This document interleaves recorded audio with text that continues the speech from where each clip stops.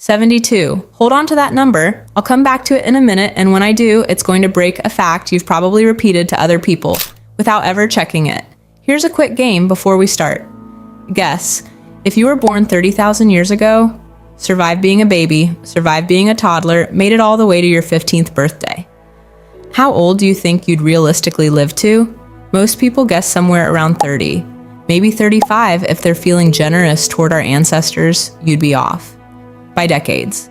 Sprout wasn't there, but the evidence was, and the evidence says something almost nobody believes. Quick note before we start. Everything in this video is research-based, pulled from real studies, journals, and academic sources, not guesses or recycled internet trivia. All of it is fully sourced in the description below, so you can go check it yourself. There's an old cartoon anthropologists love to pass around. Two cavemen sitting outside a cave, chipping away at stone tools. One turns to the other and says, "Something's just not right. Our air is clean, our water is pure, we get plenty of exercise, everything we eat is organic, and yet nobody lives past 30. It's funny, because it sounds true. It is not true. And the way it's not true is going to take us somewhere much stranger than a simple correction. Here's how the myth actually got built, because it's not pure fiction. It's something worse. It's a real number misread. Researchers really did calculate that hunter-gatherer life expectancy hovered somewhere between 20 and the high 30s. That part is genuinely accurate. Where things go wrong is what people do with that number afterward. They hear life expectancy 30 and their brain quietly fills in the rest. Everyone dropped dead around 30. Grandparents didn't exist. Nobody got old. Life was, in the words of a much more famous, much gloomier philosopher, nasty, brutish, and short. Here's the problem with that leap. Life expectancy is not the age most people die at. It's an average. And averages can lie to you in very specific, very sneaky ways. Let's go find out how. Picture a hunter-gatherer band, 20 people. Let's say, brutally, that 8 of them die before their 5th birthday, which, sadly, tracks with what the archaeological and ethnographic record actually shows us. Childhood in the deep past was dangerous, in a way that's almost impossible for most of us to imagine today. Child mortality rates were, by some estimates, over 100 times higher than they are in a country like Japan or Sweden right now. Now, here's the twist. The other 12 people in that band, many of them go on to live full, long adult lives. But when you calculate the average age at death across the whole group, the babies who died at 2, mixed in with the adults who died at 70, you get a number that looks tragically low. Not because adults were dying young, because the math is being dragged down hard by the babies.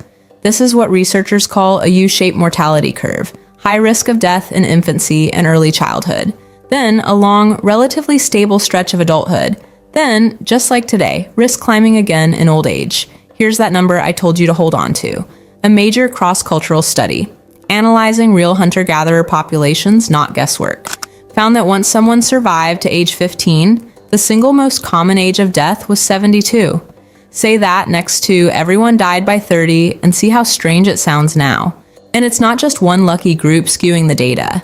Across dozens of studied hunter-gatherer populations, roughly half of all children survived to age 15. For those who did, life expectancy at that point rivaled, sometimes matched almost exactly. Numbers we associate with pre-industrial societies thousands of years later, long after agriculture, cities, or anything resembling modern medicine. Quick pattern break, because I know that was a lot of numbers back to back. None of this means prehistoric life was easy. It wasn't. It means something more specific, and honestly, more interesting. It means the danger was front-loaded into childhood, not spread evenly across a short, doomed life. Numbers are convincing. A face is more convincing. In 1868, in a rock shelter in southern France, workers building a railway accidentally uncovered 5 skeletons. Ancient ones, somewhere around 30,000 years old. Among them was the skull and jaw of a man that researchers nicknamed, with admittedly very little imagination, the Old Man of Cro-Magnon. He was around 50 years old when he died.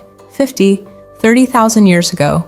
Buried deliberately alongside ornaments made from pierced seashells, the kind of detail that tells you this wasn't just a body left where it fell. Someone cared enough about this person to mark his death with decoration and ritual. Here's the part I want you to actually sit with.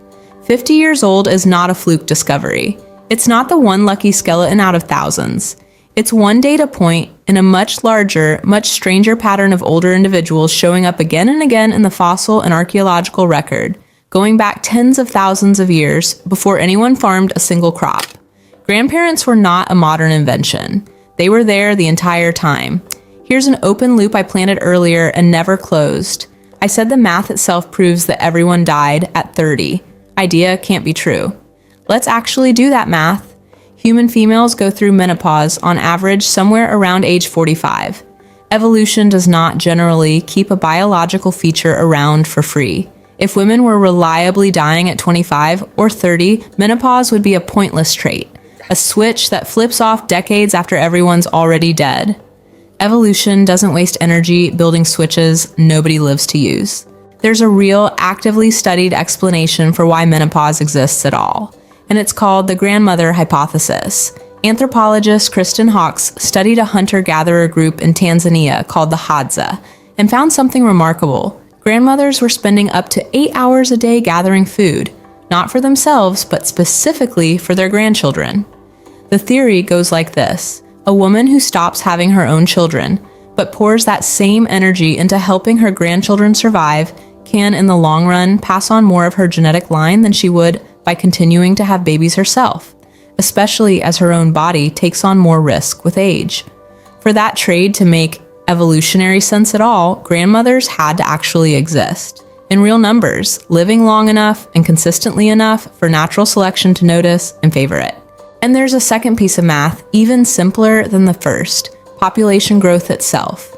If every single adult in a band died around age 25 to 30, and children take over a decade to become self-sufficient enough to hunt, gather, and reproduce themselves, the math doesn't just look grim. It becomes arithmetically impossible for the population to survive at all, let alone grow, migrate across entire continents, and eventually become the 7 billion of us walking around today.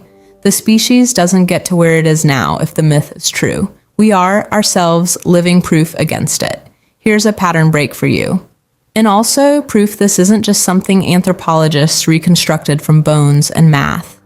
Around the 24th century BCE, that's over 4,000 years ago, an Egyptian official named Ptahhotep sat down and wrote verses about what it felt like to grow old.